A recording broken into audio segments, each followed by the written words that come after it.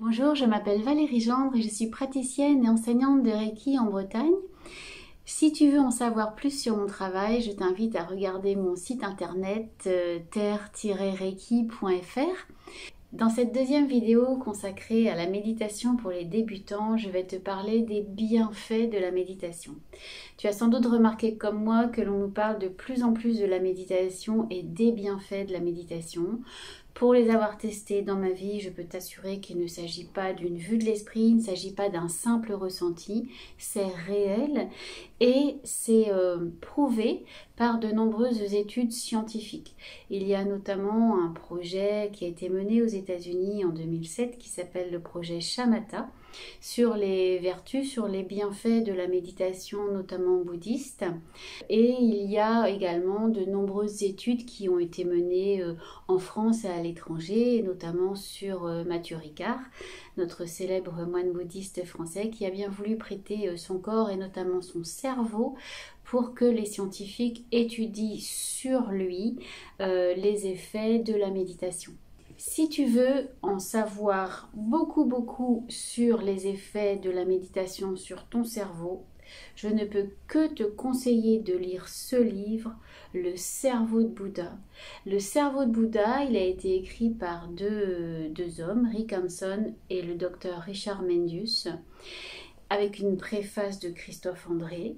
C'est vraiment un livre ultra intéressant. Il est un petit peu ardu à lire parce qu'il est très scientifique, mais c'est un livre qui, moi, m'a vraiment fait comprendre tout un tas de choses. C'est un livre qui m'a vraiment permis un tout petit peu de comprendre comment fonctionne le cerveau, la notion de plasticité du cerveau et comment fonctionnent nos émotions avec les hormones qui génèrent en fait nos émotions. Émotions et hormones sont intimement liées. Sans hormones, pas d'émotions. Sans émotions, pas d'hormones. Et c'est vraiment expliqué dans ce livre-là. La plasticité du cerveau, c'est vraiment quelque chose d'extraordinaire. En gros, si j'ai bien compris, quand tu es habitué à penser négativement, eh bien, tu actives dans ton cerveau des circuits neuronaux qui se mettent en place par défaut. Ton cerveau est habitué à penser négatif, donc il pense négatif. Mais c'est un mode de fonctionnement. Et ton cerveau est plastique, ça veut dire qu'à partir du moment où tu décides de penser différemment, et la méditation peut t'aider en cela, eh bien, tu vas reconditionner ton cerveau, tu vas lui faire prendre d'autres circuits neuronaux, il va apprendre d'autres circuits, des circuits de pensée positive. Et ça fonctionne vraiment très bien. J'étais quelqu'un d'extrêmement pessimiste, négatif, et je le suis beaucoup moins. Donc je suis peut-être moins optimiste que certaines personnes, mais vraiment, quand je regarde d'où je suis partie, bien, il n'y a pas photo. Et ça, c'est vraiment grâce à la méditation. La plasticité du cerveau, ce qu'on appelle la plasticité neuronale, elle existe vraiment. Ça veut dire que tu peux câbler ton cerveau différemment. Et quel que soit le point d'où tu pars, tu peux y arriver avec la patience et le temps. Ton cerveau, il faut l'imaginer comme un muscle. Quand tu vas à la salle de sport pour faire du muscle, eh bien, tu t'attends pas à être hyper bodybuildé dès la première séance. Tu sais que ça va prendre du temps. Eh bien, la méditation, c'est la même chose. C'est quelque chose qui va te transformer sur le plan du cerveau et qui va te transformer sur le plan émotionnel, mais ça va prendre du temps et de la patience. Donc le cerveau de Bouddha m'a vraiment expliqué les fondements, on va dire, scientifiques de la méditation, et notamment de la méditation bouddhiste. Et il y a de nombreuses études scientifiques qui prouvent également les bienfaits de la méditation. Donc aux États-Unis, il y a un grand projet qui s'appelle le projet Shamatha, qui a été mené il y a quelques années, en 2007, sur 2 groupes de méditants, dont on a comparé des résultats biologiques par prise de sang, par électroencéphalogramme. On a comparé également leurs résultats psychologiques, émotionnels, avec les résultats d'un groupe de non-méditants. Et il ressort de cette étude Shamatha que les bienfaits de la méditation sont innombrables. Parmi les données biologiques mesurables du projet Shamatha, on a constaté que chez les méditants, la télomérase, qui est une enzyme responsable de nos télomères, est 30% plus présente chez les méditants que chez les non-méditants.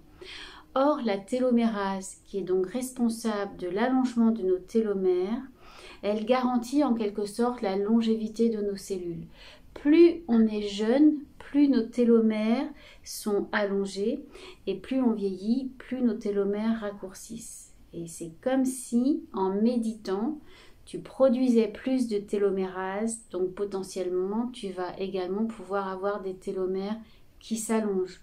Donc de là à dire que la méditation est bonne pour vieillir en bonne santé, le pas reste à franchir, mais en tout cas, on peut le penser, que pour la longévité de tes cellules, eh bien, méditer, c'est bénéfique. Alors, je suis sûre que tu n'avais jamais pensé à ça. Bien évidemment, sur le plan psychologique, là, les effets de la méditation sont plus connus. La méditation va réduire le stress.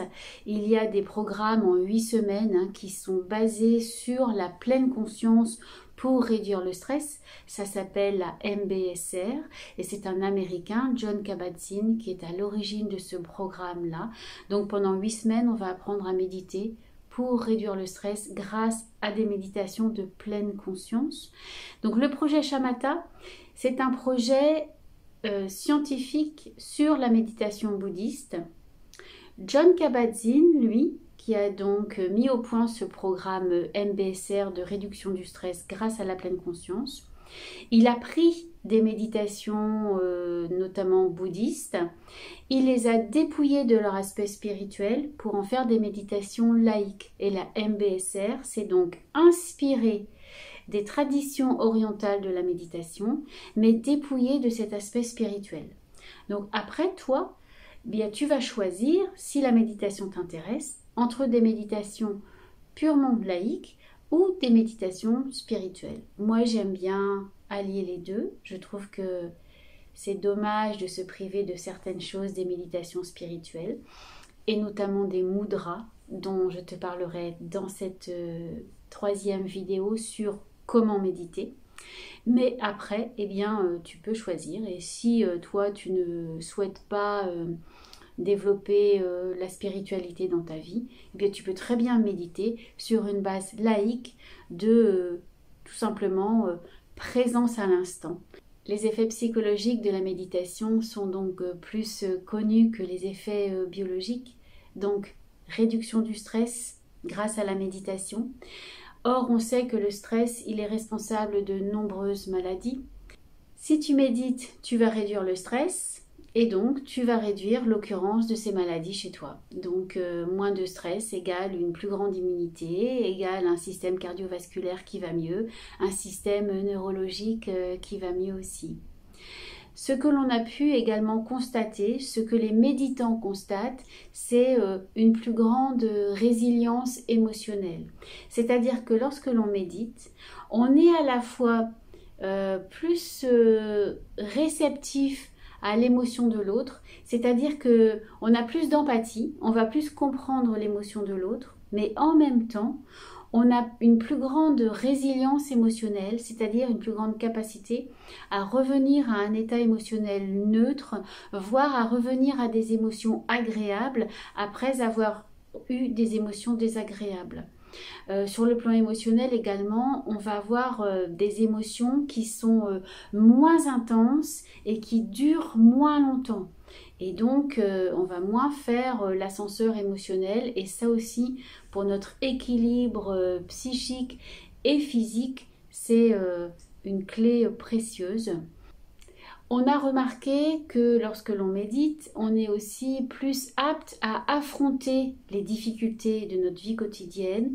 On est aussi plus apte à s'impliquer dans les relations interpersonnelles en étant moins dans la fuite et dans l'évitement.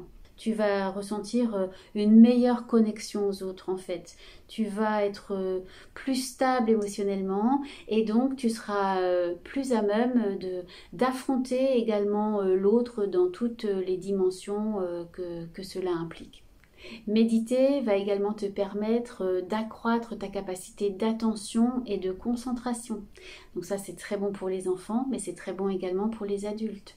Dans notre vie quotidienne, nous sommes bombardés par des centaines, des milliers d'informations chaque jour. Parfois, nous surfons entre plusieurs écrans et tout cela nuit à notre capacité de concentration. Et bien, de méditer, tu vas restaurer cette capacité de concentration et tu vas même pouvoir l'améliorer. La méditation va également te permettre d'observer les choses sans forcément réagir, et a fortiori sans surréagir. Si tu es quelqu'un qui a tendance à surréagir, eh bien la méditation peut vraiment t'aider à calmer le jeu et à savoir observer sans forcément réagir. C'est vraiment quelque chose que j'ai expérimenté dans ma vie. Ça fait maintenant pratiquement 10 ans que je médite et je peux dire que mon fonctionnement a complètement changé. Je n'aime pas dire que j'ai changé, je ne pense pas que j'ai changé, je suis toujours la même personne, mais je me suis trouvée et mon fonctionnement a changé. Je te parlais de la plasticité du cerveau, donc mes connexions neuronales se font différemment. Ce qui fait que, bien, émotionnellement, je ne suis plus la même personne.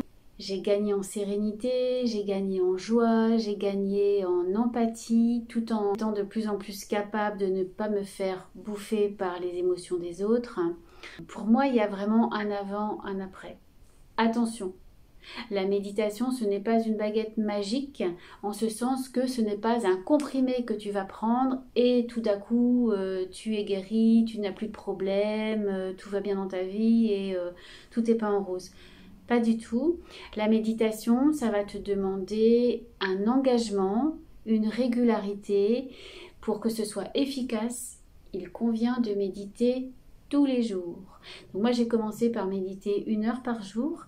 À présent, je peux méditer 1 heure par jour, mais je médite plutôt sur la base de 20 à 40 minutes par jour.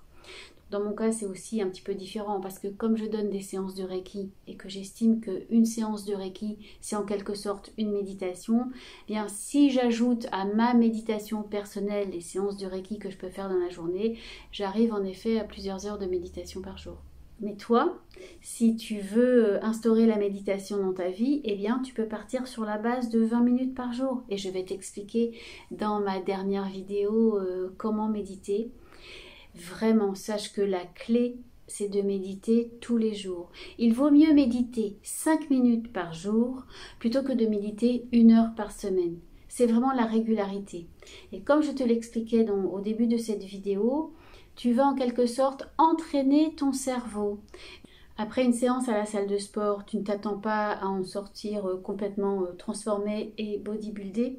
Tu sais que ça va prendre du temps pour entraîner ton muscle et pour que ton muscle change. Ton cerveau, c'est la même chose. Ça va prendre du temps. Il va te falloir être patient, patiente. Et c'est à ce prix que les choses vont se mettre en place. Dans la durée, dans la douceur, sans rien forcer. On va le voir dans la prochaine vidéo qu'il est vraiment important de ne rien forcer. Et si tu fais entrer la méditation dans ta vie sur cette base quotidienne, sur cette base régulière, tu vas vraiment voir des changements sur le plan psychologique, psychique, émotionnel et sur le plan physique également, avec la réduction du stress. Tu vas avoir un système immunitaire beaucoup plus performant, un système cardiovasculaire également beaucoup plus performant. Donc je ne peux vraiment que t'inciter à te mettre à la méditation. C'est gratuit et tout le monde peut le faire. Oui, toi aussi tu peux le faire. Même si tu penses que tu n'es pas capable de calmer le mental pour méditer, tu peux le faire. You can do it. Et donc dans cette troisième vidéo à suivre, je vais te montrer comment méditer.